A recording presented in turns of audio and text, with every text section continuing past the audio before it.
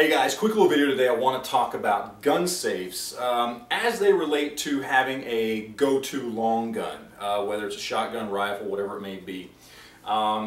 Especially in regards to using that firearm in any sort of self-defense or home defense situation. There are some things you want to take into consideration, specifically about gun safes, but even if you've got a gun locker or maybe even a closet where you have several firearms stacked up, whatever it may be, if you're storing firearms and one of those firearms is your go-to long gun, maybe this will be a little bit helpful for you. Now, first and foremost, and this one is probably obvious to everybody, if you have a go-to firearm, you want to make sure that that firearm is at the frontmost position in your gun safe or closet or a gun locker or whatever it is, because you want it to be easy to access. Okay, you don't want to put it at the back or even just one rifle back, because you don't want to be fumbling around. You don't want to have to pull it over other things. You want to just have it right at the front, ready to go.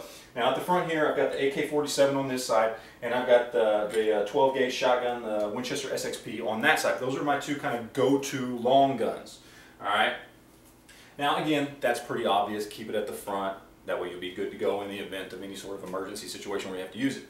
But this next thing might not be quite as obvious to some people out there, and that's the direction or the position of the rifle. Now what I mean by that is, when you have a rifle sitting in there, most gun lockers, gun safes, things like that, you have a rifle sitting in like that, or depending on where it's positioned, maybe it's that way or whatever it is.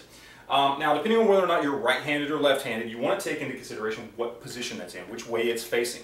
If you're right-handed, the best way to face your rifle is this way.